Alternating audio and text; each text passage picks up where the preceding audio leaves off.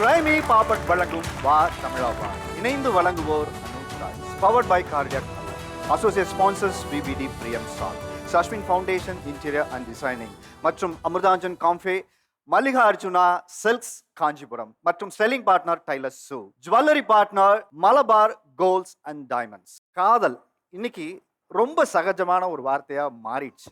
அதுவே 70, 80, 90 காலகட்டங்களில் அதுக்கு முந்தைய காலகட்டங்களில் கூட லவ்னு ஒரு வார்த்தையை சொல்லணும்னா அக்கம் பக்கத்தில் யாராவது இருக்காங்களா அப்படின்னு பார்த்துட்டு தான் அந்த வார்த்தையை நம்ம உச்சரிப்போம். முன்னாடியெல்லாம் சாதி, மதம், இனம் இந்த மாதிரி பல பிரச்சனைகள் அன்னைக்கு காதல் திருமணங்களுக்கு இருந்துச்சு. ஆனால் இன்னைக்கெல்லாம் காதல் திருமணம் பார்த்தீங்கன்னா அதிகமாக ஒத்துக்கக்கூடிய மனநிலை உருவாயிருக்கு. ஆனாலும் அதே காதல் திருமணங்களை சரி என்று ஒத்துக்கொள்ளக்கூடிய மனப்பான்மை மெஜாரிட்டியான மக்களுக்கு இருக்கான்னு கேட்டிங்கன்னா இல்லைங்கிறது தான் பதிலாக இருக்குது. அதாவது பெற்றவர்களுக்கு என்ன ஒரு பெரிய பிரச்சனைனா, நான் பெற்று வளர்த்த பிள்ளைக்கு எனக்கு ஒரு பொண்ணு பார்த்து பையனை பார்த்து கல்யாணம் பண்ணிக்க தெரியாதாங்க. ஆனால் அதே பிள்ளைங்கள் பக்கம் கேட்கும்போது ஏங்க பெற்றதுலேருந்து என்ன சாப்பிடணும், என்ன ட்ரெஸ்ஸை போடணும், என்ன படிக்கணும், அப்புறம் யாரை நண்பர்களாக வச்சுக்கணுங்கிற அனைத்தையும் முடிவு பண்ணுறது அவங்க. இந்த கல்யாணத்தையாவது நாங்கள் முடிவு பண்ணுறோமேங்க அப்படின்னு கேட்குறாங்க. இன்னைக்கு நம்ம பேச போகிற தலைப்பு தடைகளை உடைத்த காதலர்கள் வெர்சஸ் அவர்களின் குடும்பத்தினர்.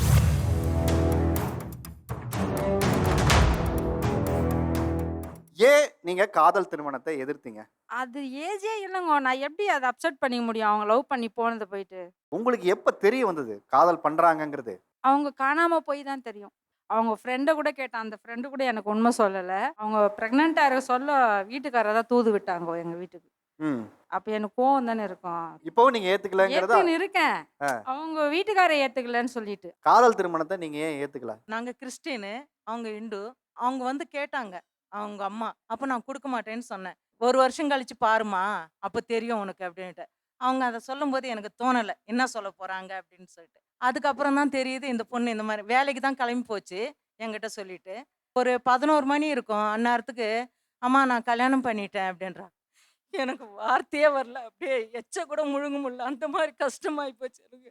காலைல வேலைக்கு கிளம்பின பொண்ணு இந்த மாரி ஆயிடுச்சே அப்படின்னு சொல்லிட்டு. அதுக்கப்புறம் திருப்பி சமாதானம் எங்க மூத்தார் மச்சினர் எல்லாம் சொல்லி சமாதானம் பண்ணி ஒரு ஃபங்க்ஷன் ஒன்று பண்ணிட்டோம். உடனே ஒரு 3 மாசத்துக்குள்ளேயே. ஏன்னா வீட்டுக்கு தலை பொண்ணு. என்ன பண்றதுன்னு சொல்லிட்டு நாங்க சமாதானம் ஆயிட்டோம். சமாதானம் பண்ணி கல்யாணம் பண்ணிக்கிறோம் நீங்க ஏன் நினைக்கல? ஆக்சுவலி நாங்க வந்து மேரேஜுக்கு அவசரப்படல. என்ன நினைச்சாங்கன்னு தெரியல இவங்க அம்மா. நம்ம வீட்ல வந்து கேட்டதுக்கு அப்புறம் அவங்க ஒத்துக்க மாட்டேன்னு சொன்ன உடனே இவங்க தான் கூட்டிட்டு போய் அவங்க வீட்ல வச்சு என்ன கல்யாணம் பண்ணாங்க. எனக்கே ஒரு ஷாக் சார். வீட்டுக்கு போனாக்கா நாங்க ஓடி போய்லாம் கல்யாணம் பண்ணிக்கல. ஆக்சுவலி பாத்தீங்கன்னா வாழை மரம், தோரணை, சீரியல் செட்டு எல்லாமே போட்டு அவங்க வீட்ல பத்திரிக்கை அடிச்சு அவங்க வீட்டு சைட்ல எல்லாருக்கும் கூப்பிட்டு என்ன மட்டும் கூட்டிட்டு போய் மேரேஜ் பண்ணிட்டாங்க. அம்மா வந்து மாமியார் வந்து கேட்கும்பொழுது அம்மா வந்து அவங்க கதையை கொஞ்சம் சொல்லியிருக்காங்க. இவங்க வந்து பார்த்துட்டு போனதுக்கு அப்புறம் நிறைய எங்க மாமியார் என்கிட்ட பேசினாங்க. இந்த மாதிரி அப்ப நீ உண்மையா அவனை லவ் பண்ணலையா அப்படின்ற வார்த்தையை வச்சிட்டாங்க என்கிட்ட. எனக்கு அது ரொம்ப கஷ்டமா போச்சு. அப்ப நம்மளுடைய லவ் ப்ரூவ் பண்றதுக்கு நான் என்ன பண்ண முடியும்? இவங்களுக்கு நான் உண்மையா இருந்ததுனால அவங்க கூப்பிட்ட வார்த்தைக்கு நான் போக வேண்டியதா போயிடுச்சு சார். ஆனா எனக்குள்ள ஒரு பிடிவாதம், குடுக்க கூடாது. நீ தலை பொண்ணு. நீ போயிட்டன்னா அடுத்த பிள்ளைங்கள நான் எப்படி காப்பாத்துவேன்? ஒரு தம்பி, தங்கச்சி ஒண்ணு இருக்கு. அப்போ அதுங்களுக்கு வர்றது எல்லாமே அலைன்ஸ் இதுவா தானே வரும். அதுக்கெல்லாம் நான் ஆளாகணுமா? அப்படின்னு சொல்லிட்டு எனக்குள்ள ஒரு வருத்தம். செம்ம பிடிவாதம் சார். பிடிவாதம்னா பாருங்க சிரிக்கிறாங்க. இப்பவும் இருக்கு சார் அந்த பிடிவாதம். எங்ககிட்டயே காட்டுவாங்க. அதாவது உங்களுடைய எதிர்பார்ப்பு இந்த திருமணத்துல நல்லா வச்சு பார்த்துக்கக்கூடிய ஒரு பையன் நம்ம பொண்ணுக்கு தேவையா? நம்ம சாதி, நம்ம மதத்துல, நம்ம இனத்துல நல்ல பையனா வேணுங்கிறது நம்ம தேவையா இருக்கா? ஜாதியும் வேணும். அதே போல நம்ம பிள்ளைய நல்லா பார்த்துக்கணுன்ற நம்பிக்கை. அப்படி ஒரு ஆசைப்பட்டது நான். நீங்க நினைச்ச மாதிரி உங்களுக்கு ஒரு மருமகன் கிடைக்கல. உங்க பொண்ணு நினைச்ச மாதிரி ஒரு மாப்பிள்ளை அவங்களுக்கு கிடைச்சிட்டாங்க. இப்போ உங்க மனசு எப்படி இருக்கு? திருப்தியா தான் இருக்கு. அவர் நல்லா தான் பார்த்துக்கிறாரு. இருந்தாலும் அவங்க கல்யாணம் பண்ணி வச்சுட்டாங்க அவங்க சைடு. நாங்கள் எங்கள் மத பிரகாரம் அவங்கள கூப்பிட்டு வச்சு 3 மாசத்துல ஃபங்க்ஷன் மாதிரி பண்ணி எல்லாருக்கும் தெரியப்படுத்தி. இது எல்லா பெற்றோர்களும் செய்யற ஒரு பெரிய ஆத்ம திருப்தி. உங்க இஷ்டத்துக்கு ஒரு கல்யாணம் பண்ணிட்டீங்க, எங்க முறைப்படி ஒரு கல்யாணம் பண்ணீங்க. ஏன்னா எங்க சாதி சனத்தை சந்தோஷப்படுத்தணும். நாங்களும் பத்திரிக்கை அடித்து எங்கள் ஜாதியங்களை கூப்பிட்டு நாங்கள் அதே போல் மண்டபம் எடுத்து நல்லா கிராண்டாக பண்ணி அப்புறம் பொண்ணு அப்புறம் இதை செஞ்ச இல்லை நான் என்ன கேட்குறேன், இதை செஞ்ச உடனே உங்களுக்கான ஆத்ம திருப்தி, உங்க பெருமையும் உங்க வம்சம் இப்படிதான் இப்படி ஒரு கல்யாணம் நடக்கணுங்கிற விஷயம் அதுல தான் இருக்கான்னு கேட்குறேன். இருந்ததெல்லாம் தான் மாறி போச்சு. அப்புறம் என்ன பண்ண முடியும்? நான் வந்து காதலுக்கு எதிரி அப்படிலாம் இல்லை. நான் வந்து சின்ன வயசுல நீங்கள் சொன்னீங்களே 70s 80s சொல்லியிருந்தீங்களா, அந்த டைமில் நான் லவ் பண்ணுறப்போ இல்லை அப்படி சொல்லிட்டு எனக்கு அரேஞ்ச் மேரேஜ் தான் பண்ணாங்க, ஊரில் பார்த்து வச்சு பொண்ணு. அதுக்கப்புறம் என் பசங்க 2மே பையன் தான் எனக்கு. சின்னவன் இவன் பெரியவன், ஒருத்தன் சின்னவன். 2 பேருமே ஃப்ரெண்டு மாதிரி தான் பழகுவான் அவங்கக்கிட்ட. ஆ. காலேஜ் படிக்க போகிறப்படே என்னடா யாருன்னா பார்க்குறீங்களாடா, என்னடா எதுடா, இது மாதிரி தான் பேசுவேன், ஜாலியாக பேசுவேன். அவனுக்கு ஒரு ஏஜ் வரப்போ அவங்ககிட்ட நான் கேட்குறேன், என்னடா பொண்ணு பார்க்கலாம், வீட்டில் சொந்தக்காரங்களாம் சொல்கிறாங்க பொண்ணு பார்க்கலாம்டான்னு கேட்டேன். இல்லைப்பா நான் பார்த்துட்டேன்பா பொண்ணு அப்படின்னா. சரிடா பொண்ணு யாரா, கூட ஒர்க் பண்ணுற பொண்ணு. சரிடா ஓகேடா சொல்லிட்டு பொண்ணு வீட்டில் தான் கொஞ்சம் ப்ராப்ளம் பண்ணாங்க. பொண்ணு கொடுக்க மாட்டேன்ட்டாங்க அவங்க முதல்ல. எங்கள் வீட்டில் 1 இயராக நோ தான் சொல்லியிருக்காங்க சார். ரொம்ப ஃபைட் பண்ணிட்டு தான் இருந்தேன் வீட்டில். அப்பா ஒரு நாள் வெளியே கூப்பிட்டேன். அப்பா கொஞ்சம் ஹோட்டல் போகலாம், கொஞ்சம் ஜூஸ் ஏதாச்சும் கொடுக்கலாம் வந்துட்டு சொல்லிட்டு வெளியே கூட்டிகிட்டு போனேன். வெளியே கூட்டிகிட்டு போயிட்டு ஃபேமிலி ஃபோட்டோ காட்டினேன். இந்த மாதிரிப்பா கூட ஒர்க் பண்ணுறாங்க, பிடிச்சிருக்கு, நல்ல ஃபேமிலி தான், கொஞ்சம் நீங்கள் பேசுங்க சொன்னேன். அப்பா பார்த்த உடனே ஷாக் ஆகிருக்காரு. இதெல்லாம் செட் ஆகாது, நம்மளது இந்த இது நம்ம நேட்டிவும் இல்லை, எதுவுமே இல்லை, சரியா நம்ம ஒரு 1 இயர் இருப்பியா 2 இயர்ஸ் இருப்பியா ஒர்க் பண்ணிவிட்டு திருப்பி அங்கே தானே வரணும், அங்கே தானே நம்ம செட்டில் ஆக போகிறோம், இதெல்லாம் செட் ஆகாது சொன்னேன். அப்பா ஜஸ்ட்டு நீங்கள் பாருங்கப்பா, நீங்கள் பேசுங்க உங்கள் ஃபேமிலிக்கிட்ட, பேசிட்டு உங்களுக்கு பிடிச்சிருந்தா தான் எனக்கு இது பண்ணுங்க, கல்யாணம் பண்ணுங்க.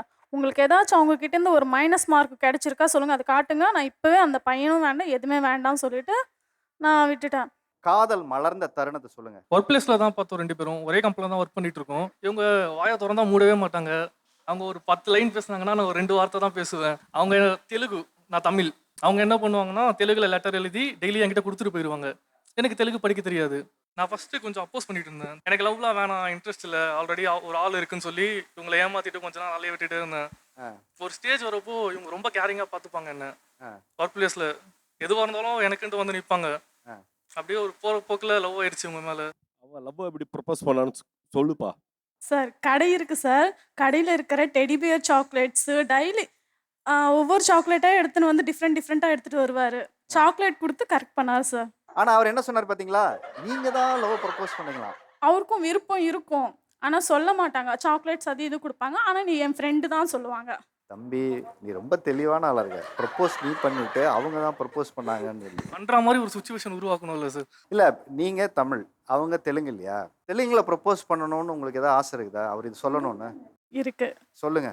దేవి నువ్వంటే నాకు చాలా చాలా ఇష్టం, నిన్ను చాలా బాగా చూసుకుంటాను, నన్ను నమ్మి నువ్వు వస్తావా? மேரேஜே பண்ணிட்டோம்ல சார், இதுக்கப்புறம் என்ன சார் பெல்லி? பார்த்தீங்களா, மேரேஜ் ஆகி 1 மாசத்துல எல்லாம் முடிஞ்சிடுச்சு, இன்னும் என்ன சொல்லணுங்கிறாரு. ఇది என்னோட డ్రీమ్, కొంచెం కొంచెం ట్రై చేసిన బావా. தேவி నువ్వు పెళ్లి చూసుకుంటావా? తప్పకుండా నిన్నే చేసుకుంటాను మామా. சார் தப்பாக பேசுகிறேன்னு சொல்கிறாங்க சார். கண்டிப்பா. ம் அவ பயங்கரமா பேசுவான் சார். அவன் ஆ. அந்த பாப்பாவை ஃபர்ஸ்ட் என்கிட்ட இன்ட்ரடியூஸ் பண்றான். என்கிட்ட பேசவே மாட்றா. ஏன் பேச மாட்றான்னு சொல்லிட்டு எனக்கு புரியவே இல்லை. அவகிட்ட கேட்குறேன், என்னடா பாப்பா ஏன்டா பேச மாட்றா, நீங்க பயங்கரமா பெரிய ரவுடியாம அப்படி சொல்லி வச்சிருக்கா. என்ன சொல்லுவாங்கன்னா, எங்கள் வீட்டில் கொஞ்சம் ஸ்ட்ரிக்டா, ஒத்துக்கலன்னா நீ பயப்படாத, அப்பா டானு, சரிங்களா, அவங்களுக்கு எல்லாருமே பயப்படுவாங்க. அப்பா நீ கவலைப்படாத, தூக்கிட்டே வந்துடுவோம் நாங்கெல்லாம், அப்பா இப்படி இப்படி போட்டதுக்குள்ளே அப்படி தூக்கிட்டு வந்துடுவாரு, நீ எதுக்குமே கவலைப்படாத, அப்பா இருக்காங்க, இப்படிதான் சார் சொல்லுவார். இவங்களை பார்த்தோன்னா நிறைய தெலுங்கு படம் பார்ப்பேன். இப்போ ஆந்திரா பார்டரை தாண்டி போய் ஆமா சார். லவ் பண்ணியிருக்காரு இல்லையா? ஆமா சார். ஸோ அப்போ வேற மொழி வேற மாநிலம், அதை எப்படி நீங்க வந்து சமாளிச்சீங்க? இங்க இருந்து ஒரு ஒரு 25 பேருக்கு 30 பேருக்கு மேல நான் கூட்டிட்டு போயிட்டு நான் அவங்க அப்பாட்ட நான் பேசுறேன், சார் இது மாதிரி உங்களுக்கு பையனுக்கு பிடிச்சிருக்கு, எனக்கும் பிடிச்சிருக்கு, வீட்டாக்கு பார்த்தேன் எனக்கு பிடிச்சிருக்கு, எனக்கு 2மே பையன்தான், உங்க பொண்ணு அமிச்சிங்கன்னா நான் பொண்ணா பார்த்துக்கிறேன் அப்படி தான் சொன்னேன் அவங்க அப்பா கிட்ட. அவங்க அப்பா கொஞ்ச நேரம் யோசிச்சாங்க, அவங்க அண்ணன் பேசுனாங்க, சரி நீங்க பேசுறது உங்களுக்கு எனக்கு பிடிச்சிருக்கு அப்படின்னு சொல்லிட்டு அவங்க ஓகே சொல்லிட்டாங்க. நீங்க எதிர்பார்த்த மாதிரி மருமக வந்திருக்காங்களா உங்களுக்கு? பொண்ணு மாதிரின்னு சார் எனக்கு. எனக்கு பொண்ணு கிடையாது, அவளுக்கு அம்மா கிடையாது. ம் 4 வயசுலேயே அம்மா இறந்துட்டாங்க, அம்மா கிடையாது. அதனால அம்மா மாதிரி நம்ம அவ கூட அவள் என்னென்ன ஆசைப்படுறாளோ, கல்யாணத்துக்கு வந்த அவங்க கூட அவங்க அம்மா கூட பிறந்த 8 பேர் அக்கா தங்கச்சிங்க சார். 8 பேருமே சொல்லியிருக்காங்க, அந்த பொண்ணு வந்து அன்புக்கு ஏங்குறவ, தாய் பாசத்துக்கு ஏங்குறவ, அவளை கைவிட்டுறாத, தாய் அம்மா மாதிரி பார்த்துக்கோ அப்படின்னு சொன்னாங்க. அதனால தான் சார். உங்க பொண்ணு கல்யாணத்துல நீங்க எதிர்பார்த்த கனவு என்ன நடக்கல? 2 வீட்லையும் அரேஞ்ச் பண்ணி பண்ணணும்னு நினச்சோம். சரி லவ்வுக்கு ஒத்துக்கினேன் நான். அவங்க வீட்டில் சம்மதிக்கலை. அதுக்கப்புறம் நான் இவங்க டிகிரி முடிச்சே ஆகணும்னு சொல்லிட்டேன். நீங்கள் +2 படிச்சிருந்தாங்க, டிகிரி முடிச்சே ஆகணுன்ட்டேன். நான் இவங்க அம்மா தான் ரொம்ப டென்ஷன் ஆகி வீடெல்லாம் பிரச்சனை பண்ணி இவங்கள போலீஸ் ஸ்டேஷனுக்கு இட்டுன்னு போய் பையன் மேலே கம்ப்ளைண்ட் கொடு, டிகிரி முடிக்கிறவங்க கம்முன்னு இருன்னு பொண்ணை கூட சமாளிச்சிட்டேன், அம்மாவை சமாளிக்க முடியல. அது எப்படி லவ் இல்ல பண்ணலாம்? அவங்க கம்ப்ளைண்ட் கொடுத்ததுல உங்களுக்கு உடன்பாடு இல்லையா? இல்லை சார், ஆ. எதுக்கு 4 வருஷம் போனால் அதுவே புட்டுக்கும் சொல்ல முடியாது. 4 வருஷம் டிகிரி முடிக்கிறதுக்கு அதுக்குள்ளேயே அது வந்து அதுக்குள்ள breakup புட்டுக்கும். ஆயிடுச்சு. நீ ஏன் அதுவே அவசரப்பட? புட்டுக்கும் நினைச்சீங்க. ஆமாம், நீ ஏன் நீ பிரச்சனை பண்ணி தான் அவளை இன்னும் அதிகமாக்குறேன்னு நான் சொன்னேன். கேட்கல அவங்க. அம்மாவோட மென்டாலிட்டி எப்படி இருந்ததுன்னா, அம்மா கேஸ்ட் ரொம்ப பார்ப்பாங்க. இப்போ வந்து ஒரு தாகம் எடுக்குது, எங்கேயோ ஒரு இதுக்கு போயிட்டு இருக்காங்க, ரொம்ப தாகம் எடுக்குதுன்னா, அந்த வீட்ல போய் நான் வாங்கி குடிக்கணுமா அப்படின்னு இப்போ வரைக்கும் சொல்றாங்க. ஆஃபீஸ்ல வந்து சில பேர் இன்வைட் பண்ணுவாங்கன்றதுக்காக அவங்க ஃபங்க்ஷனுக்கு போவாங்க. ஆனா அங்க போய் சாப்பிட மாட்டாங்க. அண்ட் இன்னொரு விஷயம் அம்மா என்கிட்ட சொல்லிட்டே இருந்தது என்ன அப்படின்னா, இவன் பார்க்க நல்லாவே இல்ல. கருப்பா இருக்கான், கேவலமா இருக்கான். இவன்லாம் ஒரு ஆளுன்னு நீ எதுக்கு லவ் பண்ற? அவங்க என்ன ஜாதியோ, என்ன மதமோ, எத கொண்டு வந்து எதோட சேர்க்க பார்க்குற? இதெல்லாம் சொல்லும்போது, நான் ஏன் அத பண்ணக்கூடாதுங்க அந்த வயசு அப்போ. அப்போ எனக்கு என்ன தோணுச்சுன்னா, ஏன் அத நான் பண்ணக்கூடாது? ஏன் இவனுக்கு என்ன? ஏன் இப்படி கருப்பா இருக்கவன லவ் பண்ணக்கூடாதா? கருப்பா இருந்தா வந்து யாருக்குமே பிடிக்கக்கூடாதா என்ன? உங்க மனைவியோட முடிவை நீங்க எப்படி பாக்குறீங்க? டெய்லி டார்ச்சர், தினமும் டார்ச்சர் பண்ணுவாங்க. டார்ச்சர் பண்ணி அவங்களுக்கு ரொம்ப உடம்பு முடியாமல் ஆயிடுச்சு. மைக்ரைன் தலைவலி வேறு, அவங்களுக்கு வீசிங் வேறு ரொம்ப அதிகமாகி அவங்க வந்து கால்நடை ஆய்வாளராக ஒர்க் பண்ணுறாங்க. இப்போவும் ஒர்க் பண்ணிகிட்டு இருக்காங்க. வேலைக்கு போக முடியாத நிலைமை ஆயிடுச்சு. ரொம்ப அவங்களால ரொம்ப டார்ச்சர். அப்புறமா சமைக்காமல் விட்டாங்க சார் வீட்டில். நானும் பையனை எப்படி சாப்பிடுவேன்? எங்கள் அம்மா வீட்டில் விட்டேன். நான் என் பையனுக்கும் எனக்கும் சாப்பாடு கிடையாது. ஒரு நாள் ஹோட்டலில் சாப்பிட்லாம், டெய்லி எப்படி சாப்பிட முடியும்? திரும்ப நானே சமைக்க ஆரம்பிச்சிட்டேன் சார். இன்னும் 10 வருஷம் ஆகுது கரண்டியை பிடிச்சி. நான் தான் சமைச்சிட்ருக்கேன். அன்னைக்கு விட்ட சமையல் தான். ஆமாம் சார்ன்றேன். நான் ஏதோ போய் இது மேடைக்கு பேசலை. அதுக்கப்புறம் இவங்க வந்து இல்ல அவங்க கிட்ட இந்த ஒரு ஜாதி பிடிவாதம் இருந்தது இல்லையா? ஆமா. அதை நீங்க குறைக்கவோ இல்ல மாத்தவோ எவ்வளோ ட்ரை பண்ணேன் சார், முடியல சார். ஒருத்தவங்க புரிஞ்சுன்னு கேட்குறாங்கன்னா அவங்ககிட்ட பேசலாம், கேட்கவே மாட்டேன்னு காதை மூடுறவங்ககிட்ட நம்ம எப்படி பேச முடியும்? அந்த மாதிரி கேரக்டர் அவங்க. அதுக்கப்புறம் நான் விட்டுட்டேன். அதுக்கப்புறம் இவங்க மேரேஜ் பண்ணிவிட்டு இப்போ இருக்காங்க. நீங்க ஒய்ஃபுக்கு சப்போர்ட் பண்ணீங்களா அந்த நேரத்துல, மகளுக்கு சப்போர்ட் பண்ணீங்களா? மகளுக்கு தான் சப்போர்ட் பண்ணேன். எனக்கு வந்து அப்ப டிகிரி என்ன அவங்க ரியாக்ட் பண்ணாங்க பொண்ணுக்கு சப்போர்ட் பண்ணும்போது? அதான், நீ செல்லம் கொடுத்து உன்னால தான்டா அப்படி கெட்டு போயிட்டான்ட்டாங்க. ம். அவ கெட்டது காரணமே நீ தான்டா அப்படின்னு சொல்ல ஆரம்பிச்சிட்டாங்க. இப்போ அவங்க அம்மா ஒரு ஸ்டேட்மெண்ட் சொன்னாங்கல்ல, ம். என் சாதியில தான் எனக்கு கல்யாணம் பண்ணி கொடுக்கணும் ஆமா. அப்படிங்கிறது இருக்கு ஆமா. இல்லையா? நீங்க கல்யாணம் ஆகி இன்னைக்கு உங்களுக்கு ஒரு குழந்தை இருக்குல்ல, ஆமா. நீங்க இந்த ஸ்டேட்மெண்ட்டை உங்க வாழ்க்கையில அப்ளை பண்ணணும்னு நினைக்கிறீங்களா, இல்ல எங்க அம்மாட்ட இருந்து நான் கத்துக்க கூடாதுன்னு நினைக்கிறீங்களா? கண்டிப்பா மாட்டேன். எந்த ஜென்மத்திலயும் மாட்டேன். அது வந்து எனக்கு ஸ்கூல் டேஸ்லேருந்தே அது கிடையாது. இன்னைக்கு வரைக்கும் நான் யார்கிட்ட பழகினாலும் நீங்கள் என்ன ஜாதி என்ன இது மதம் என்னன்னு பார்த்து பழகினது கிடையாது. அண்ட் ஸ்கூலில் சொல்லி கொடுத்து தானே வளர்க்குறாங்க எங்களெல்லாம். என்ன சொல்லி கொடுக்குறாங்க?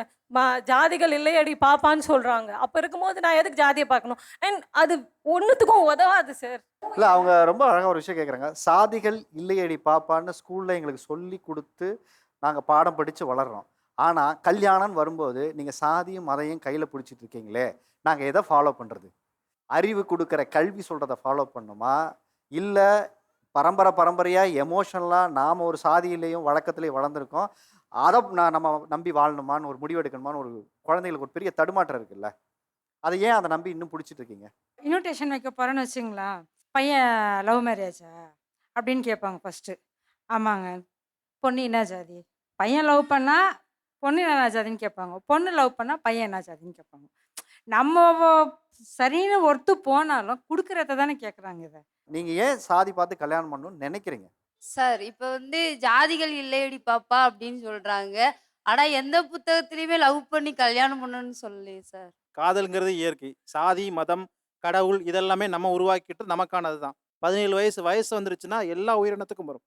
நம்ம அதை ஜாதிங்கிற ஒரு கட்டுப்பாட்டுக்குள்ள கொண்டு வந்து அடைக்க வேண்டிய நிர்பந்தம் என்ன? நம்ம ஒரு ஆள் நினைச்சா வந்து ஜாதியை வந்து மாத்த முடியாதுங்க சார். எல்லாருமே நினைச்சாதான் ஜாதியை விட்டு வெளியே வர ரொம்ப முடியும். கரெக்டா சொன்னீங்க. உங்க குடும்பத்துல இருந்து ஆரம்பிங்க. இப்ப நாங்க எங்க குடும்பத்துல இருந்து ஆரம்பிச்சிருக்கிறோம்.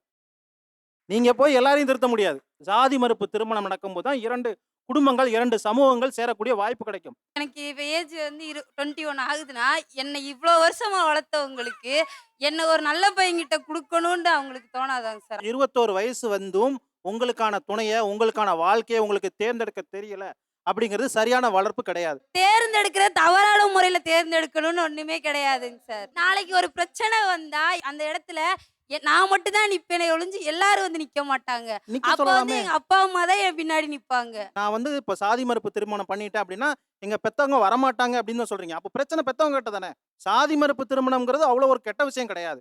நமக்கு ஒருத்தரை பிடிச்சிருக்கு, நல்லவரா இருக்காரு, படிச்சிருக்காரு, வேலை பார்க்குறாரு, சம்பாதிக்கிறாரு, நாங்க நல்லபடியா இருக்கிறோம், எங்க வாழ்க்கையில சின்ன பிரச்சனை இருக்கு அப்படின்னா பெத்தவங்க வந்து நிக்கிறதுல தப்பு கிடையாது.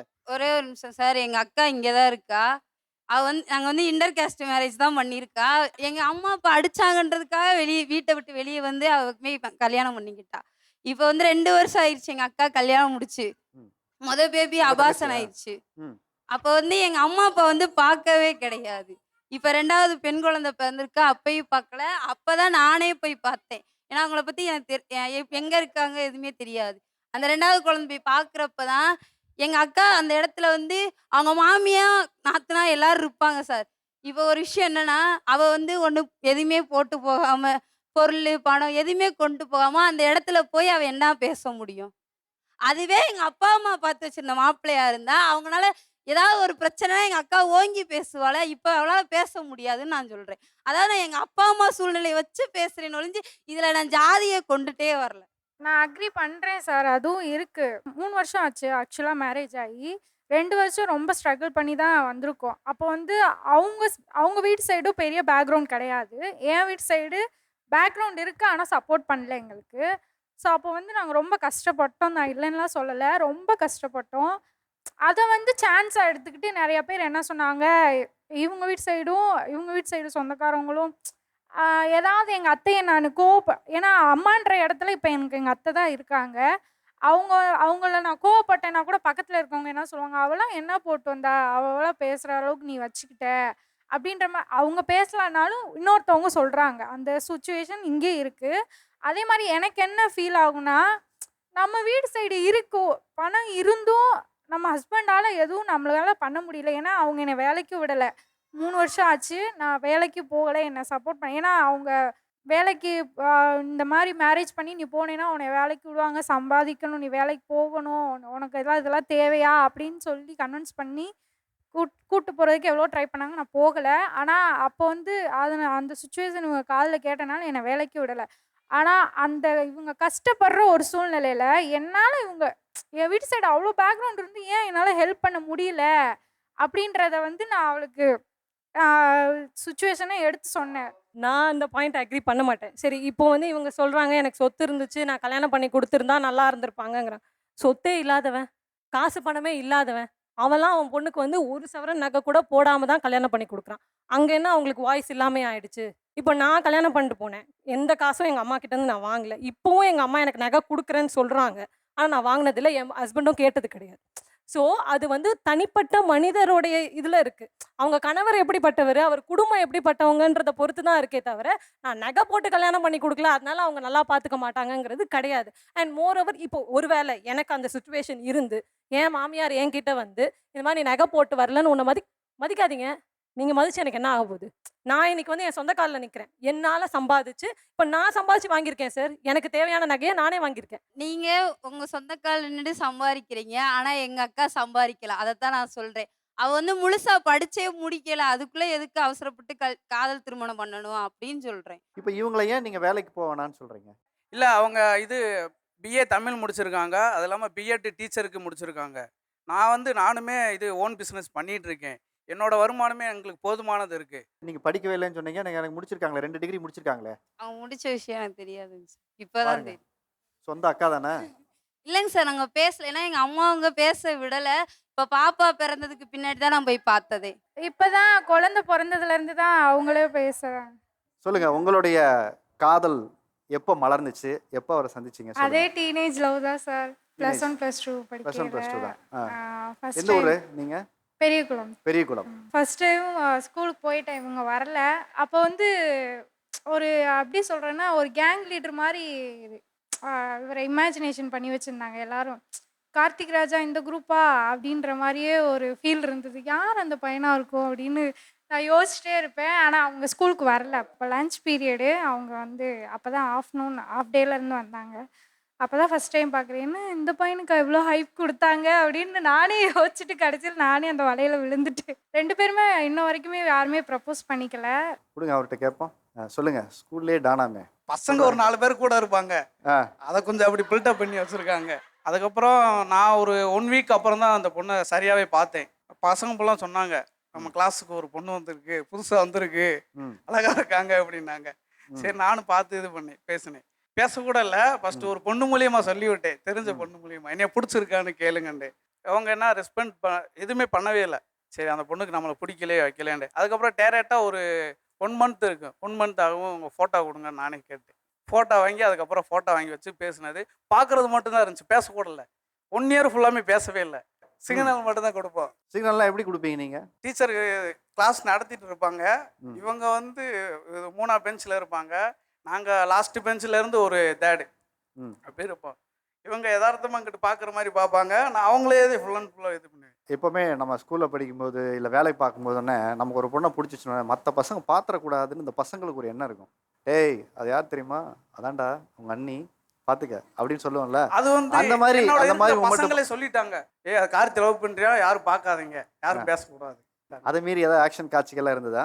அதே மாரி ஸ்கூல்ல எல்லாம் இல்லை, ஸ்கூல் முடிஞ்ச பின்னாடி தான். அதுக்கப்புறம் காலேஜில் இருந்து கலைஞர் டிவியில் பவித்ரா அப்படின்னு ஒரு சீரியல் லான்ச் ஆக போகுது. பவித்ரா குழுவினரை வா தமிழாவா நிகழ்ச்சி சார்பாக வரவேற்பதில் ரொம்ப சந்தோஷம் இயக்குனர் பிரியன் சார் அண்ட் மேம்.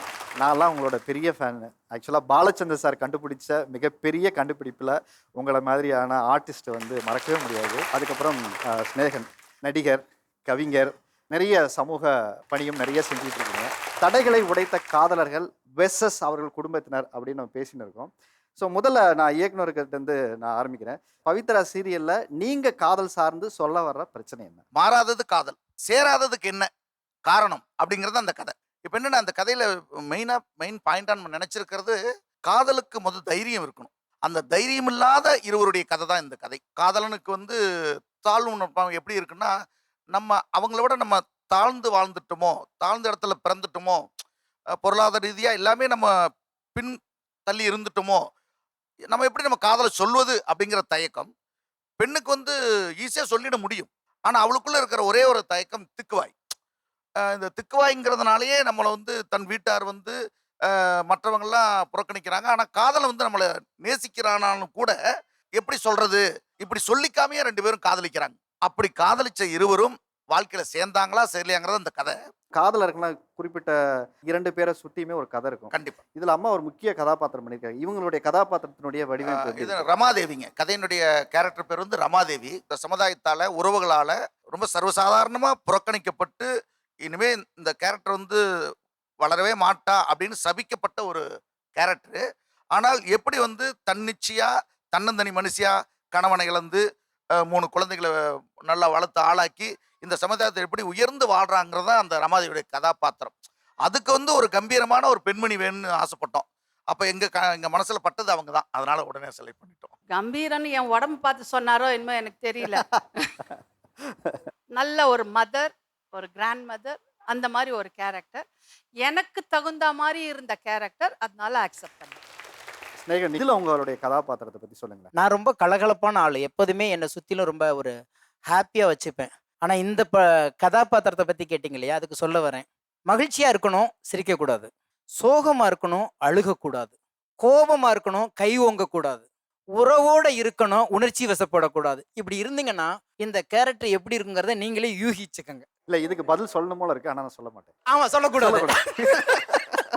இப்போ நாங்கள் வச்சிருக்க தலைப்பு தடைகளை உடைத்த காதலர்கள் வெர்சஸ் அவர்கள் குடும்பத்தினர். கண்டிப்பாக. ஸோ இந்த தலைப்பை நீங்கள் நிறைய நம்ம தடைகளை உடைத்த காதலன் விசஸ் குடும்பம்.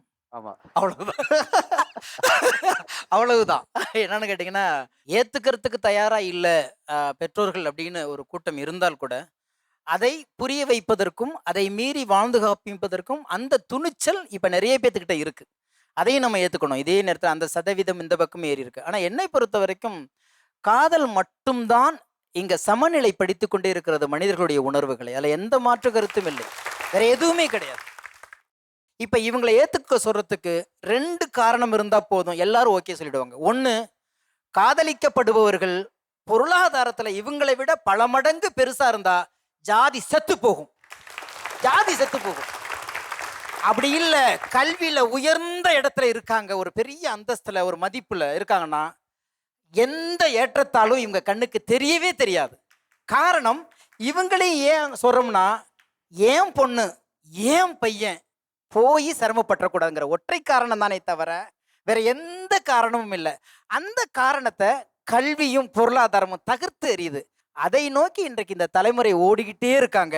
ஓடும் பொழுது எதிர்ப்புகள் பெருசா இல்லாம சின்ன கண்டிப்பு, சின்ன தட்டு கொடுப்பு, கொஞ்சம் அக்கறை இப்படி இருக்கே தவிர என்னை பொறுத்த வரைக்கும் கடந்த 20 ஆண்டுகளாக காதல் தனக்கான பாதையை தேர்ந்தெடுத்து கொண்டே இருக்கிறது. எதிர்ப்புகளினுடைய சத்தம் குறைந்து கொண்டுதான் இருக்கிறது. ரொம்ப பியூட்டிஃபுல்லாக சொல்லிட்டீங்க. அதாவது கல்வியும் பொருளாதாரமும் ஒரு இடத்துல நம்ம உயர்த்தி வைக்கும்போது அது எல்லாத்தையும் தகர்த்து எனக்கே தெரிஞ்சு இங்க உள்ளவங்க நம்ம எல்லாமே சாமானியர்கள், நம்மள மாதிரி இருந்துட்டு வந்தவங்க. இன்னைக்கு வெளிநாடுகள் போனவங்க, பெரிய பெரிய பொறுப்புல IAS IPS இருக்கிறவங்க, அரசியல்வாதிங்க, இவர்களே ஜாதி மறுப்பு, சமூக மறுப்பு திருமணத்தை தன் பிள்ளைகளுக்கு செய்து வைத்திருக்கிறார்கள். ஆனால் அது வெளியில தெரிவதே இல்லை. காரணம் என்றால் ஜாதியை மீறிய அந்தஸ்தும் ஜாதியை மீறிய மதிப்பு இருக்கும் பொழுது அவர்களுக்கு இது ஒரு பொருட்டாவே தெரியாது. எனவே எல்லாத்தையும் காலி பண்றது நம்மளுடைய அந்தஸ்து தான். அது கல்வி அந்தஸ்தா இருக்கட்டும், பொருளாதார அந்தஸ்தா இருக்கட்டும். நாம தான் சின்ன வயசுல ஊருக்குள்ள போனா தப்பா நினைப்பான், சொந்தக்காரன் தப்பா நினைப்பான், என் புள்ள கஷ்டப்பட்டக்கூடாது. இப்ப நாளைக்கு எனக்கு 2 பொண்ணு பிறந்தாலோ எனக்கு 2 பையன் பிறந்தாலோ லவ் மேரேஜ் பண்ணும்போது சின்ன கவலை இருக்கும். ஆனா அதை தேர்ந்தெடுக்கிற உரிமை அந்த பிள்ளைகளுக்கு வந்துருச்சுங்கிற நம்பிக்கை தான். பிள்ளைகள் உங்கள் மூலமாக பூமிக்கு வந்திருக்கிறார்களே தவிர உங்களுக்காக வரவில்லை. அவ்வளவுதான். உங்கள் மூலியமாக வந்திருக்கிறார். அவருடைய தேவை வேறு, தேடுதல் வேறு, பயணம் வேறு, அவருடைய ஆசைகள் வேறு. உங்களுக்காக வந்தாங்க அப்படின்னு நீங்க நினைச்சிட்டீங்கன்னா அதுல இருந்து கொஞ்சம் நீங்க பின்வாங்கிட்டீங்கன்னாவே சரியா இருக்கிறது என்னுடைய தனிப்பட்ட விருப்பம். ஒரு திரைப்படம் எடுத்து அதுலேருந்து ஒரு ஸ்பின் ஆஃப் மாதிரி கொண்டு போகிறாங்க இல்லையா? ஸோ யூஸ்வலாக அந்த மாதிரி நல்ல ஒரு படம் பார்த்த உடனே அதுலேருந்து ஏதாவது ஒரு கேரக்டரை எடுத்து வித்தியாசமாக ஏதாவது முயற்சி பண்ணும், ஒரு வெப் சீரியஸ், ஒரு ஃபிலிம், அந்த மாதிரி ஏதோ ஆசைப்படுவோம் இல்லையா? ஸோ அதை வந்து ஒரு இனிஷியல் பிளானாகவே பண்ணுறது உண்மையிலே ரொம்ப இன்னோவேட்டிவாக இருக்குது. அந்த மாதிரியான ஐடியாஸ் பார்க்குறது எனக்கு ரொம்ப பிடிச்சிருக்கு. சாரும் அந்த பெண்ணும் வந்து கண்ணுலே பேசிக்கிறாங்க, இது தெரியுது அதில். ஸோ அது எதுக்காக அப்படின்றது தான் கேள்வி. அதை இயக்குனர் தான் கூட சொல்லணும். ஆமாம், அதுக்கு நீங்கள் வந்து நவம்பர் 4ஆம் தேதி வரைக்கும் வெயிட் பண்ணணும். கிளைமாக்ஸை கொண்டு போய் நம்ம கண்ணுக்கிட்ட காட்டி அதுக்கப்புறம் ஃபர்ஸ்ட்லேருந்து வந்து அந்த தொடர்ச்சியெல்லாம் வருன்ற மாதிரி எனக்கு தோணுது. கொண்டு போய் ஸ்நேகன் சிரிப்பிலேயே அம்மா எதையோ கரெக்டா நுட்பமாக ஏன்னா என்னுடைய ஃபோக்கஸ் ஏன்னா சாருடைய கதை அப்படியே என் கதையை எப்படி படமாக்குனாங்கன்னு எனக்கே தெரியல. ஒத்த பிள்ளைய பொத்தி வச்சு வளர்த்தவதான் நானும் என் பிள்ளைய. இந்த பெண் குழந்தைய பெத்தெடுக்கப்ப எனக்கு ஒரு கனவை வச்சு தான் பெத்தெடுத்திருந்தேன். ஏன்னா நான் கவர்மெண்ட் நர்சிங் படிக்க போயிருந்தப்ப நான் ரிஜெக்டட் ஆகி வந்துட்டேன். ஆனால் இது நல்லா வாட்டச்சாட்டமாக இருக்கும். இது 12th படிக்கும்போது இந்த குழந்தைய வந்து அந்த இமேஜினேஷனில் நான் கொண்டுட்டு வந்துட்டேன். எனக்குள்ளார ஒரு கற்பனையை நான் வளர்த்துட்டேன். அதே மாதிரி ப்ராக்டிக்கலாக போகும்போது இந்த ட்ரெஸ்ஸை போட்டுட்டு பார்க்கும்போது அவ்வளோ எனக்கு சந்தோஷமாக இருக்கும். ஆஹா, நம்ம கனவு நிறைவேறி போகிற ஒரு தருணத்தை நம்ம எட்டி பிடிச்சிட்டோம். ஆனால் அது எனக்கு நிறைவேறலையே.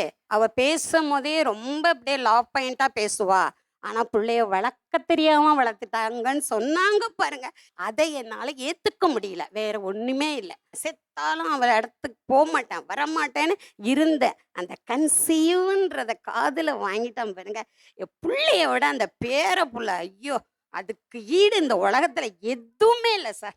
அதில் வந்து அப்படியே எல்லாமே மறைஞ்சு போச்சு. இவ செஞ்சது அத்தனையும் வாஷ் அவுட் பண்ணிட்டேன்.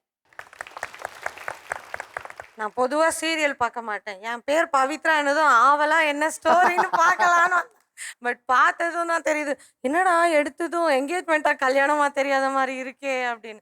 அவருடைய கண்ணில் அவ்வளோ ஒரு ஏக்கம் தெரியுது. அதே போல் அந்த பக்கம் இருக்கிறவங்களும் பார்க்குறாங்க, என்னடா இந்த மனுஷன் கிஃப்ட் கொடுத்துட்டு போயிடுவானா, கையோட நம்மளை கூட்டிகிட்டு போயிடுவானான்னு பார்க்குறாங்க. சொல்ல முடியாத பார்க்குறாங்க. ஸோ அதனால் நானும் சீரியல் பார்ப்பேன். இப்போ இவங்க பேசுனதுலேருந்து அவங்களுடைய ஆதங்கம் என்னவா இருக்குது அப்படின்னு பார்த்தீங்கன்னா, என் பொண்ணு போகிற இடத்துல சந்தோஷமான ஒரு வாழ்க்கையை வாழணுங்கிறதான் ஒவ்வொரு தாய் தகப்பனுடைய கனவாகவும் இருக்குது. அது நடக்காமல் போயிடுமோ, அது பொய்த்து போயிடுமோங்கிற பயம்தான் இது மேலோங்கி இருக்கிறது. அதுக்கப்புறம் தான் அந்த சாதி மதம் மற்ற பொருளாதார பிரச்சனைகள் இது எல்லாமே வருது. இப்போ நீங்கள் எல்லாம் இப்போ நீங்கள் கல்யாணம் பண்ணி உட்காந்துருக்கீங்க. நிறைய பேர் பெற்றோர்கள் இன்னும் ஒத்துக்கலை. இவங்கெல்லாம் பார்க்க போகிறாங்க. அவர்களுக்கு நீங்கள் கொடுக்கும் உத்தரவாதம் என்ன? உட்காரதுக்கு வீடு இல்லை நாங்கள். நான் இப்போ என் ஊரில் சொந்தமாக மண் வாங்கி 6 வருஷம் 7 வருஷத்தில் வீடு கட்டி அவங்கள கிரகப்பிரவேசத்துக்கு நான் அவங்கள கூப்பிட்டு இது பண்ணியிருக்கேன் சார். அந்த உத்தரவாதம் எனக்கு ஆத்ம திருப்தியாக அதை நான் பண்ணியிருக்கேன். என்ன சொல்லணும்னு நினைக்கிறேன்னா, எங்கள் அப்பா வந்து நாங்கள் இன்டர் காஸ்ட் மேரேஜ் தான் சார் பண்ணோம். அதை மனசில் வச்சுட்டு இன்ன வரைக்கும் என்னையும் சரி எங்கள் வீட்டுக்காரையும் சரி என் குழந்தைங்கள கூட சரி ட்ரீட் பண்ணுற விதம் ரொம்ப தப்பாக இருந்தது சார். அவருக்கு நான் இப்போ நெஞ்சை நிமித்திட்டு சொல்லுவேன் சார், அவர் என்னை வச்சு பார்த்துக்கிட்டதை விட என் வீட்டுக்கார் வந்து என்னை ராணி மாதிரி வச்சு பார்த்துட்டு இருக்காரு. இதே அவர் ஜாதியில் என்னை கட்டி கொடுத்துருந்தா கூட இப்படி இருந்திருக்க மாட்டாங்க. அதை நினச்சி இந்த டிவி ஷோ பார்க்கும்போது பெருமையாக சொல்லணும், என் பொண்ணு ஜாதி விட்டு ஜாதி கல்யாணம் பண்ணி இருந்தாலும் என் மருமக பிள்ளை வந்து என் பொண்ணை தங்க மாதிரி வச்சிருக்காரு. இன்னைக்கு என் ஒய்ஃபை வந்து சார் நான் சிஏ படிக்க வச்சுட்டு இருக்கேன். அவங்க அப்பாவோட ஆசை என் பொண்ணு சிஏ படிக்க வைக்கணும்னு நினைக்கிறாரு. அதை லவ் பண்ணி கல்யாணம் பண்ணி நீங்கள் 3 கிட்ஸ் சார். எனக்கு 3 குழந்தை பெற்றதுக்கு அப்புறம் நீங்கள் என் ஒய்ஃபை சிஏ படிக்க வைக்கிறேன்னா இன்னும் என் ஒய்ஃப் லைஃப் நான் சூப்பராக பார்த்துப்பேன். அந்த உத்தரவாதம் அவங்க நான் கொடுக்குறேன். இன்னைக்கு இப்போயே நல்லா தான் இருக்கும். ஏன்னா அவள் வீட்டில் யார்ட்டையுமே பேச மாட்டேன். 9 வருஷம் ஆச்சு. அவள் அம்மா அப்பா அவள் அண்ணன் தம்பி யார்ட்டையுமே பேச மாட்டேன். இன்ன வரைக்குமே உங்கள் அப்பா அம்மா ஏற்றுக்கலையா? என்ன ஏற்றுக்கிட்டாங்க, ஆனால் இவங்கள தான் ஏற்றுக்கல. அப்படின்னா இவங்க ட்ரிங்க் பழக்கம் இருக்குது. அவங்க என்ன சொல்கிறாங்க அப்படின்னா, நீ கூட்டு போனது நல்லா ஒரு குடியை இவங்க குடித்தாங்கன்னா ரொம்ப சண்டை போடுவாங்க. இவங்களும் அவங்க பேசுகிற மாதிரி தான் பண்ணிகிட்டு இருக்காங்க. நானும் இவங்களை எப்படினாலும் ஒன்று சேர்த்துறணுன்ட்டு ஒரு கொண்டு வந்துகிட்டு இருக்கேன். இவங்க அதை ரொம்ப சொல்கிறத கேட்கவே மாட்டேங்கிறாங்க. அவங்க தான் இப்படி நான் ஏதாச்சும் ஒரு கஷ்டம் போய் சொல்லணும் அப்படின்னு நினச்சி நீயே தானே தேடி போனேன் அப்படிங்கிற வார்த்தை வந்துடுது. உங்களுக்காக எல்லாத்தையும் விட்டுட்டு வந்திருக்காங்கல்ல, இந்த ஒன்று தானே கேட்குறாங்க. இது ஏன் நீங்கள் செய்ய மாட்டேங்கிறீங்க? அவங்க எல்லாருமே ஒன்று சேர்ந்துக்கிட்டாங்க. கடைசியில் நான் மட்டும்தான் எல்லாத்தையும் விட்டு வந்த மாதிரி நிற்கேன். குடியை விட்டுட்டீங்கன்னா அவங்க ஏற்றுக்கிறேன்னு தானே சொல்கிறாங்க. எங்கள் ஊரில் கொஞ்சம் சேட்டக்கரை பையன் எல்லாமே. அதனாலே சொல்லுவாங்க, இந்த ஊர் பையனுங்கன்னா கல்யாணம் முடிக்காத, அந்த ஊர் பக்கம் போகாத வைக்கான்னு சொல்லிகிட்டே இருப்பாங்க. அது வரையும் ஏற்றுக்கிற மாட்டாங்க அவங்க வீட்டு பக்கம். எந்த ஊர் உங்கள் ஊர்? தென்காசி மாவட்டம். தென்காசி மாவட்டம். உங்களுக்கு எத்தனை குழந்தை இருக்குது? எனக்கு 2, ஒரு பொண்ணு ஒரு பையன். உங்கள் குழந்தைக்கு எவ்வளோ முக்கியம் நீங்கள் ஒரு அப்பாவா? அப்போ உங்கள் உடல் ஆரோக்கியங்கிறது ரொம்ப முக்கியம்ல. அதை தானே அவங்களும் எதிர்பார்க்குறாங்க. அதனால தான் அதை விடுங்க, எங்களுக்குள்ள சண்டை வேண்டாம்ன்ற அளவுக்கே வந்துருச்சு. அதுக்கப்புறமா ஆனால் என்ன சொன்னாலும் இப்போ என்னை வஞ்சாலுமே அடுத்து மறுபடியும் நான் ஊருக்கு போனாலுமே அந்த மறு நிமிஷமே என்னை தேடி வந்துடுவாங்க வீட்டுக்கு. அப்படிங்கும்போது எனக்கு விட்டு போக மனசு இல்லை. உங்களுக்கு ஒரு பெண் குழந்தை இருக்குல்ல? ஆமாம். நாளைக்கு உங்கள் குழந்தைக்கு ஒரு கல்யாணம் பண்ணி கொடுக்கும்போது இப்படிப்பட்ட ஒரு சின்ன கேரக்டர் இருக்கும்போது நீங்கள் பார்த்து தானே கொடுப்பீங்க. நீங்கள் ஏற்றுப்பீங்களா? ஏற்றுக்க மாட்டீங்களா? ஏற்றுக்க மாட்டேன். இப்போ இந்த ஷோவோடைய ஆங்கர்னு பேசுகிறேன்னு நினச்சிக்காதீங்க. இப்போ ஒரு அண்ணனா கேட்குறேன்னு வச்சுக்கோங்களேன், என் தங்கச்சிக்காக என் குடும்பத்துக்காக இதை செய்ய மாட்டீங்களா, என் தங்கச்சி பிள்ளைங்களுக்காக இதை செய்ய மாட்டீங்களா, நான் கேட்குறதா உங்கள்கிட்ட கேட்குறேன். செஞ்சிருவோம் சார். சரிங்களா? கண்டிப்பாக. அவ்வளோதான். இன்னைக்கு நீங்கள் கொடுத்த வாக்குறுதியை வார்த்தையாக இல்லாமல் காப்பாற்றுறது உங்கள் கையில் தான் இருக்குது. காப்பாற்றுறேன் சார். உங்களுடைய காதல் எங்கே ஆரம்பிச்சது? ஸ்கூலில் அப்படியே பார்க்க போகிறது தான். பஸ்ஸில் தான் மீட் பண்ண. ஆனால் சொன்னது இல்லை இன்ன வரைக்கும். பஸ்ஸில் சொல்லுவாங்க, என் ஆள் வருது, இந்த பாட்டை போடுங்க, பார்த்து பார்த்து கண்களை பூத்திருப்பேன் நீ வருவாயன்னு அந்த பாட்டு போடுவாங்க. அப்போ இவங்க அவங்க ஊரில் ஒரு பசங்களாக கூப்பிட்டு வந்து என் ஆள் அப்படின்னு சொல்லிகிட்டே இருப்பாங்க. ஆனால் அப்போ எனக்கு இவங்க லவ் பண்ணாங்கன்னு தெரியும். ஆனால் அதை தெரிஞ்சுக்கிற மாதிரி நானும் காமிச்சிக்கிடுவேன். உங்கள் பஸ் பயணத்தோட காதல் அனுபவத்தை சொல்லுங்கள். பஸ்ஸில் போய்கிட்டு இருக்கிற நான் படியில் நின்றுட்டு இருப்பேன், ஜன்னலில் உட்காந்துட்டு இருப்பா. என் புக்கை அவட்ட கொடுத்துருவேன். என் நம்பரை எழுதி அவட்ட கொடுத்துட்டேன் மேலே. அந்த நோட்ஸை மறந்து வைக்கிறாப்புல நான் படக்குன்னு இறங்கி நான் வீட்டுக்கு போயிட்டேன். ஓகே.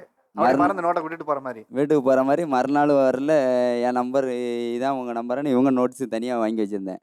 பையன் அப்படியே பேச ஆரம்பிச்சாச்சு. வேண்டாம்னு சொன்னால் கேட்கல. அப்புறமும் வேற அரேஞ்ச் பண்ணிட்டாங்க, வேற மாப்பிள்ளைக்கு அரேஞ்ச் பண்ணிட்டாங்க. அப்போ நான் இவங்ககிட்ட பேசலை. 1 வீக் தான் மேரேஜுக்கு டைம் இருக்குது. அப்போ 1 வீக் ஆனால் மனசு ஏற்றுக்கல. அங்கே சரின்னு சொல்லிட்டேன், ஆனால் இங்கே ஏற்றுக்கறல. அவங்க பூ வச்சுட்டு போயிட்டாங்க. நான் எங்கள் ஊர்லேருந்து 10 பேரை கூப்பிட்டு அடிக்கிறதுக்கு போயாச்சு. பிறகு கடைசியில் போலீஸ் ஸ்டேஷனில் வச்சு வேணாமன்ட்டா. நீ வேணாம்ட்டா அப்போ நான் வேணான்ட்டு இனிமேல் மூஞ்சில் முடிக்க நானும் வந்துட்டேன். எனக்கே தெரியாமல் வாசலில் லெட்டர் எழுதி போட்டு வந்திருக்கா. 10 பேர் கூப்பிட்டு வீட்டுக்கு வந்தாங்கல்ல, தண்ணியில் மறந்துட்டப்பா, அந்த டப்பாவில் தண்ணியை ஊற்றிட்டு வந்திருக்காங்க. இப்போ எனக்காண்டி சாவுற அளவு கூட வந்திருக்கேன். நான் அவ்வளோலாம் சென்டிமெண்ட்டாக இது பண்ணேன். நீங்கள் அதை எப்படி கரெக்டாக ஐடியா பிடிச்சி தண்ணி ஊற்றி இப்படி கடத்திட்டு போகலான்னு ஒரு சென்டிமெண்ட். ஃப்ரெண்டெல்லாம் அப்படியேப்பட்ட ஆள் தான் எல்லாருமே. நாங்கள் எல்லாம் மொத்தமாக தான் சுற்றிட்டு இருப்போம். பசங்கள்லாம் நைட் ஆச்சுன்னா ரேடியோ செட்டில் பாட்டை போட்டு தெருவில் உட்காந்துட்டு நல்லா ஜாலியாக ஆடிக்கிட்டு ஒரு வழியாக இழுத்து கொண்டு வந்து விட்டாங்க. வேற இங்கே யார் என்ன உத்தரவாதம் கொடுக்குறீங்க? இந்த பொண்ணை நான் நல்லா வச்சுருக்கேன். பிஸ்னஸ் இப்போ ஸ்டார்ட் பண்ணி எல்லாமே எனக்கு ரன்னாக போயிட்டுருக்கு. இப்போ பாப்பா வந்திருக்கா. இப்போ எனக்கு ஒன்றொன்னா எல்லாமே இப்போ முன்னேறிட்டு இப்போ தான் இருக்கும். இனிமேலும் இன்னும் ஒரு 2 இயர்ஸு 3 இயர்ஸில் நாங்கள் வேறு மாதிரி ஆகுவோம். எல்லாரும் வந்து சொன்னாங்க, கன்சீவ் ஆனதுக்கு பின்னாடி ஏத்துக்கிட்டாங்க அப்படின்னு சொல்லிட்டு. எங்க அக்காவ குழந்தை பிறந்துமே இன்னும் எங்க வீட்ல ஏத்துக்கலங்க சார். ஆனா இன்ன முடிக்கும் நான் எங்க அப்பா, அம்மா இடத்துல நின்று பேசினேன். இப்ப எங்க அக்காவுக்காக பேசுறேங்க சார். ஜாதி வந்து உங்களோட இதோட முடிஞ்சு போச்சு. இன்னி வரை நாங்க வந்து ஜாதி, மதம் எந்த ஒரு இதுவுமே இல்லாம, பாகுபாடு இல்லாம நாங்க வளரணும். நீங்களும் இதோட இத வெறுத்துட்டு எங்க அக்காவ வந்து ஏத்துக்கோங்க. எங்க பாப்பாவ வந்து பாருங்க. ரொம்ப சந்தோஷம்மா, ரொம்ப அழகாக சொன்னம்மா. உங்கள் ஆதங்கம் புரியுது, உங்கள் மன குமுறல் எனக்கு புரியுது, உங்கள் கனவை நாங்கள் உடைச்சிருக்கோங்கிறது புரியுது. ஸோ அப்படியெல்லாம் உடைச்சிருந்தா கூட பிள்ளைகள் நல்லா வாழணுங்கிறதா உங்களோட நோக்கம். அதுக்கு நாங்கள் உத்தரவாதம் கொடுக்குறோன்னு எல்லாருமே சொல்லியிருக்காங்க. பெற்றோர்கள் இல்லாமல் நீங்கள் வந்து கல்யாணம் பண்ணிக்கிறீங்களே, எப்போவுமே நமக்கு வந்து முதல் பள்ளிக்கூடம், நமக்கு வந்து முதல் காதல், இதெல்லாம் கடந்து வரும்போது அந்த புகைப்படம் மறக்கவே முடியாது. எவ்வளோ பேருக்கு இன்னும் அந்த ஏக்கம் இருக்குது? சார் நான் வீட்டில் ஒரே பையன் இருந்தாலும் சொல்கிறேன், இன்றைக்கும் அந்த ஃபோட்டோ நான் நாங்கள் 2 பேரும் ஸ்டுடியோவில் தான் போய் எடுத்துக்கிட்டோம். அந்த ஸ்டுடியோ ஃபோட்டோ பார்க்கும்போது இன்னுமே எங்கள் அம்மா என் கூட இல்லைன்னு நான் இன்னும் ஃபீல் பண்ணிட்டு இருக்கேன் சார். அது முக்கியமாக எங்கள் அம்மாவோட என் தங்கச்சி வந்து எனக்கு ஃப்ரெண்டு மாதிரி. என் தங்கச்சி முன்னால் கல்யாணம் பண்ணலன்னு இன்னமும் நான் ஃபீல் பண்ணிட்டு இருக்கேன். என் பையன் பிறந்ததுக்கப்புறம் நீங்கள் வந்தீங்கல்ல, அன்றைக்கி நான் கல்யாணம் பண்ணேன்னு சொல்லி அக்செப்ட் பண்ணீங்களா அன்றைக்கி வந்தீங்கன்னா உங்களோட ஆசீர்வாதமும் என்கிட்ட இருந்திருக்கும். என் கல்யாண ஃபோட்டோ ஆள் பற்றி நீங்கள் இருந்திருப்பீங்கன்னு அந்த கொஷின் கேட்டேன். அதுக்கு அவங்க பதிலே சொல்லலை சார். என்ன பதில் சொல்ல முடியும்? மௌனம் தான் பதிலாக இருக்க முடியும். இன்னைக்கு வரைக்கும் என்னோட கல்யாண ஆல்பமோ கல்யாண ஃபோட்டோவோ என்னை பார்க்கும்போது அவ்வளோ சந்தோஷமா இருக்காது. ஒரே காரணம், அன்னைக்கு எங்கள் அம்மா பின்னாடி இருக்க மாட்டாங்க. ஊரில் உள்ள எல்லா கல்யாணத்துக்கும் எங்கள் அம்மா முன்னாடி ஆளாக போய் நின்று வேலை பார்ப்பாங்க. அவங்க பையன் கல்யாணத்துக்கு அவங்க வரமாட்டேன் அப்படின்னு சொல்லி பிடிவாதம் பிடிச்சாங்க. ஃபோட்டோ எடுக்கலைன்றது எனக்கு பெரிய கவலையாக இருந்தது. ஆனால் அவங்க டிசைனருன்றனால எங்கள் அம்மா அப்பாவோட ஃபோட்டோஸ் எல்லாமே சேர்த்து அரேஞ்ச் பண்ணி, வெட்டிங்கில் எப்படி இருப்போமோ அதே மாதிரியே சேர்த்து அரேஞ்ச் பண்ணி ஃப்ரேம் போட்டு அவங்க அப்பா அம்மாலாம் அந்த ஃபோட்டோவில் இருக்கிற மாதிரி நீங்களாவே டிசைன் பண்ணியிருக்கீங்க. நீங்கள் டிசைனர் இல்லாட்டி ஒரு 10 வருஷம் கழிச்சு கூட அதை பார்த்து யோசிக்க கூடாது, கவலைப்படக்கூடாதுன்றக்காண்டி அவங்களுக்கு எல்லாமே ஏற்பாடு பண்ணி. இந்த அன்பை நீங்கள் புரிஞ்சுக்கணும். நீங்கள் அந்த கல்யாணத்தில் வந்து ஆசி போடலைன்னா கூட நீங்கள் இருக்கிற மாதிரியான ஒரு புகைப்படத்தை அவர் டிசைன் பண்ணி வரைஞ்சி அவர் வீட்டில் மாட்டி வச்சிருக்காரு. எங்கள் அப்பா வந்து புரோகிதர் சார். எல்லார் கல்யாணம், ஊரில் இருக்கிற எல்லா கல்யாணமும் எங்கள் அப்பா செஞ்சு வைப்பார் மந்திரம் சொல்லி. பட் என்னோட கல்யாணத்தில் அவர் இல்லை. ஆனால் அவர் இருக்கிற மாதிரி நினச்சி நான் தப்பு பண்ணிட்டேன்.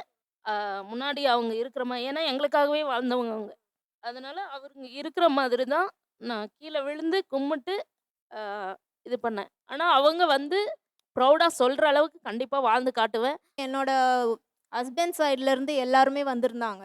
அந்த ஃபோட்டோஸில் வந்து ஒவ்வொரு தடவையும் பார்க்கும்போது அவ்வளோ ரொம்ப கஷ்டமாக இருக்கும். அதனால நான் வந்து அதை ஆல்பம் போடுங்கன்னு கூட சொல்லலை, அதெல்லாமே அப்படியே தான் வச்சுருக்கோம். இது வந்து உங்களுக்கு மட்டும் நடக்கலை, எனக்கும் என்னுடைய திருமணத்தில் என் மனைவிக்கு இந்த மாதிரியான அனுபவம் நடந்தது.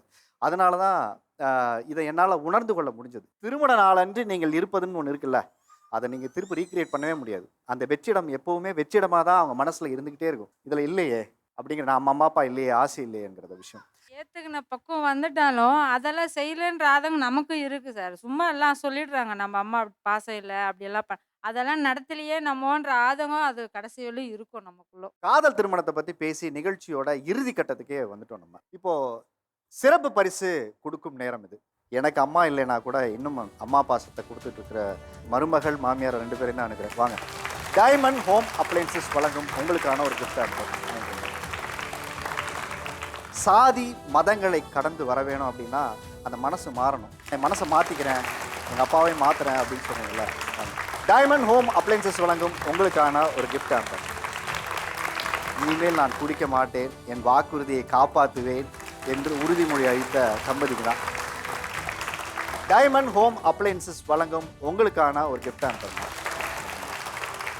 ஒவ்வொரு காதல் திருமணங்கிறதுலையும் ஒவ்வொரு பிரச்சனை. சில குடும்பங்களில் பொருளாதார பிரச்சனை, சில குடும்பங்கள் மத ரீதியான பிரச்சனை, சில குடும்பங்களில் சாதிய ரீதியான பிரச்சனை, பல குடும்பங்களில் என்ன பிரச்சனையாக இருக்குது அப்படின்னா வரட்டு கௌரவம்.